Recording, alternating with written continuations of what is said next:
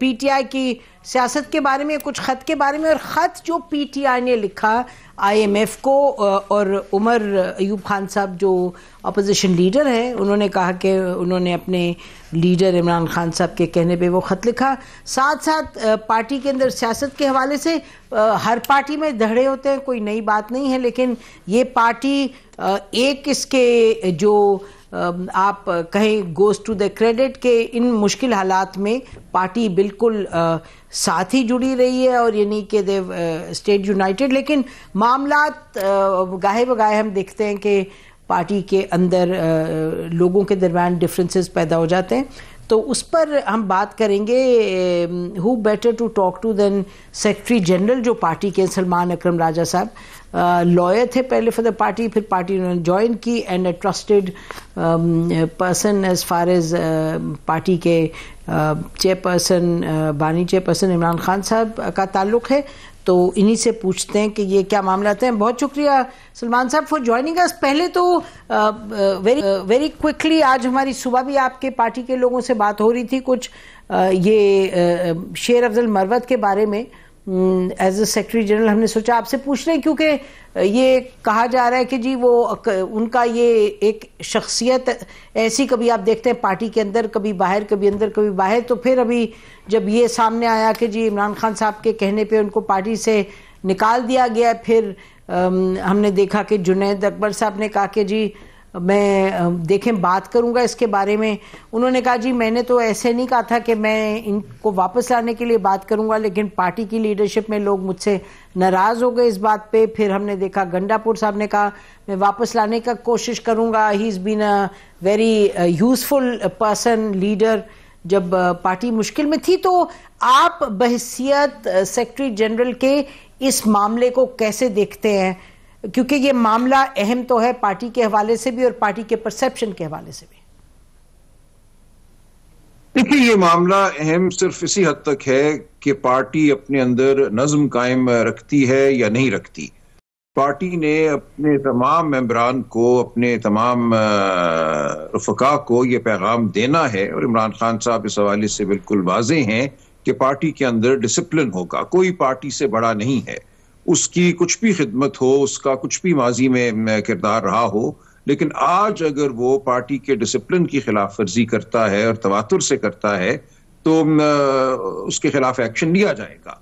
ये इमरान खान साहब की सवाबदीद है, वो अपनी पार्टी को, अपनी पार्टी की ज़रूरियात को बहुत अच्छा समझते हैं और उन तक मालूमात पहुंच जाती हैं। देखिए, ऐसा नहीं है कि उन तक मालूमात नहीं पहुंचती, उनसे लोग मिलते हैं, उनके ख़ानदान के लोग भी मिलते हैं, वकला भी मिलते हैं, कुछ सियासी रफका भी मिल लेते हैं। जो एटीसी का मुकदमा है उसमें बहुत से लोग मुलजिम हैं, लेकिन ये बात बिल्कुल वाज़ेह रहे कि कोई डिसिप्लिन की खिलाफ वर्जी नहीं कर सकता, और डिसिप्लिन में जो रह के काम करेगा उसकी पार्टी में जगह है, जो डिसिप्लिन में नहीं रहेगा उसके खिलाफ तादीबी कार्रवाई होगी। इससे ज्यादा कोई बड़ी बात नहीं जी। अच्छा, तो ये और आप हम इसलिए कह रहे हैं क्योंकि आपके पार्टी के लोगों से बात हुई, उन्होंने ये कहा कि जी ये यकीनी तौर पे ऊंच नीच तो सियासत में होती है, और शायद इमरान खान साहब को सही जो नौयत है मामले की वो उन तक नहीं पहुंची जाती, जो जाता है वो अपनी बात करके चला जाता है। शेर Afzal Marwat is now become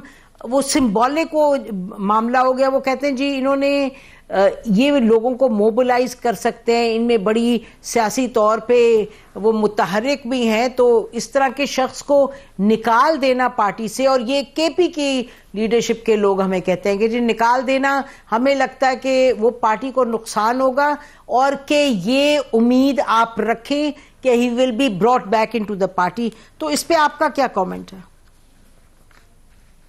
देखिए, बिल्कुल मुमकिन है, खान साहब फैसला करने की इस्तात रखते हैं, और अगर पार्टी का नज्म जो है वो बहाल रखा जाता है और उस हवाले से वाज़ेह पैगाम पहुंच जाता है हर एक को कि कोई भी ना बदतमीजी कर सकता है, ना हुल्लड़बाजी कर सकता है, ना किसी पे जाती हमले कर सकता है। देखिए, इतनी ये सादा बात नहीं है। बात एक तरह से सादा है, लेकिन मैं ज्यादा बात चूंकि करना नहीं चाहता इसलिए मैं नहीं करूंगा, वरना इसमें मामला जो है बड़ा वाज़ेह है, बहुत सादा है कि क्या हुआ, किस किस्म की बदनज़मी हुई। वो बदनज़मी ज़रूरी नहीं है कि हमेशा जारी रहे, अगर वो ख़त्म होती है तो माफी के दरवाजे तो खुले होते हैं, लेकिन माफी मांगना होगा, और माफी अगर मांग ली जाती है तो माफी दी भी जा सकती है, इससे ज्यादा बड़ी ये बात नहीं है। ठीक है, आप कह रहे हैं माफी मांगी जाएगी तो दी जा सकती है। अच्छा, stay with us. Welcome back नाज़रीन, हम बात करेंगे इस वक्त पीटीआई की सियासत के बारे में, कुछ खत के बारे में। ये बताइएगा कि जो खत एक लिखा गया आईएमएफ को, सलमान अकरम राजा साहब, आप you have stood for what is rule of law in this country, कि भाई मामला दुरुस्त होने चाहिए, अंदर इदारों को, हुकूमतों को, एग्जीक्यूटिव को, अदलिया को, आपने सब ये मामला तो उठाए, और अभी तो पार्टी को तो आपने अभी ज्वाइन किया, लेकिन ये आप कुछ दहाइयों से ये मामलात पर में इन्वॉल्व रहे हैं। अब मुझे ये बताइएगा कि ये आईएमएफ को खत लिखने का जो मकसद है और जो खत का एक टोन और टेनर है कि भाई ये मामलात गड़बड़ है, ये क्या पीटीआई का ये ख्याल है कि आईएमएफ कुछ अंदर घुस करके कुछ बहुत इम्पैक्टफुल चीज कर देगी जो पाकिस्तान के लिए बेहतरी का बायस होगी? आपको क्या लगता है कि वो ह्यूमन राइट्स पे, इन मामलात पे वो दिल से उनकी कोई कन्विक्शन है, कोई मैंडेट उनका ऐसा है कि वो एक्चुअली अंदर आएंगे और कोई ऐसे मामला ठीक कर सकेंगे जो कि पाकिस्तान की पॉलिटिकल पार्टी जो अपनी जो यहाँ की मूवमेंट्स है वो नहीं कर पाई? थोड़ा सा एक्सप्लेन करें the logic behind this letter जो उमर अयूब साहब ने लिखा। मैं अर्ज करता हूँ, आईएमएफ ने खुद ये कहा कि वो रूल ऑफ लॉ की सिचुएशन को पाकिस्तान में देखना चाहते हैं, और ये बिल्कुल उनके मैंडेट में आता है। जब वो किसी मुल्क में पैसा लगाते हैं, किसी मुल्क को पैसा देते हैं, तो वो जानना चाहते हैं कि ये पैसा ठीक इस्तेमाल होगा, यहाँ कोई फ्रेमवर्क है कानून का जिसके तहत नजर रखी जाएगी, और अगर कोई गड़बड़ होगी तो मुकदमे होंगे, और अदालतें आजाद हैं, आजाद अदालतें ठीक फैसले करेंगी। ये बिल्कुल उनके मैंडेट में है। वो अपना पैसा किसी जंगल में जाके नहीं फेंक देते जहां ना कोई निजाम हो, ना कोई अदालत हो, ना कोई तसव्वुर हो रूल ऑफ लॉ का। तो उनका एक ये बेसिक एक उनकी रिक्वायरमेंट है कि मुल्क के अंदर कोई निजाम होना चाहिए, और बल्कि उस निजाम को बेहतर बनाने के लिए भी वो फंडिंग देते हैं। जस्टिस प्रोजेक्ट्स उन्होंने बहुत मुल्कों में लगाए हैं, एक्सेस टू जस्टिस को बेहतर करने के लिए वो करते हैं। तो आज जो उनका मिशन पाकिस्तान में है, उसके मैंडेट में बिल्कुल ये है कि मुल्क में कानून की क्या सूरत हाल है, रूल ऑफ लॉ है इस मुल्क में या नहीं है। ये एक ऐसी चीज है जिसके हवाले से जाहिर है हम सब फिक्रमंद हैं, हम सब चाहते हैं कि इस मुल्क में रूल ऑफ लॉ हो, और हम ये समझते हैं, और मैं समझता हूँ ये हकीकत है बिला खौफ तरदीद, कि इस वक्त जो पाकिस्तान में रूल ऑफ लॉ की सिचुएशन है, जो कैफियत है, वो पाकिस्तान की तारीख की बदतरीन है। ये मुख्तलिफ इदारे जो देखते हैं इन चीज़ों को, फ्रीडम हाउस वगैरह, वो भी इसकी तस्दीक कर चुके हैं कि पाकिस्तान में इस वक्त रूल ऑफ लॉ नहीं है। पाकिस्तान को वो हाइब्रिड स्टेट से अब अथॉरिटेरियन स्टेट के दर्जे में ले जा चुके हैं। इस वक्त सूरत ये है कि आप अदालत की तरफ जब देखते हैं, इलेक्शन लूटा गया, हमने कहा हम अदालत जाएंगे, इन्होंने कानून बदल दिया और कहा कि रिटायर्ड जज, और उसमें पीसीओ के जज जिनके बारे में सुप्रीम कोर्ट कह चुकी है कि इन्होंने। सलमान अकरम राजा साहब, actually sorry to interrupt, program का टाइम कम है, लेकिन ये जो आप सारी बातें फरमा रहे हैं, मैं तो उसको नहीं कंटेस्ट करी, मैं तो उस तरफ जाए नहीं। मैंने आपसे सवाल बड़े अदब से, मैं अगर इजाजत दें मुझे, मेरा सवाल तो ये था कि ये तमाम मामलात अपनी जगह हैं, लेकिन मुझे बताएं कि आईएमएफ ने या वर्ल्ड बैंक ने किस मुल्क में जाके इस तरह के जो मामलात हैं उनको ठीक करने की कोशिश की है? मैं जितनी थोड़ा सा तारीख पे मेरी नजर है, उसने किसी मुल्क में नहीं किया। इसके बरअक्स बहुत से मुमालिक जहां यानी बदतरीन ह्यूमन राइट्स वायलेशंस हुई हैं, उसने जाके बहुत कंफर्टेबली उन्होंने, वर्ल्ड बैंक ने काम किया है। आप जानते हैं अर्जेंटीना को ले लें और साउथ अमेरिका के इतने मुल्क हैं, आप अब हमारे खित्ते में देख लें क्या हालात रहे।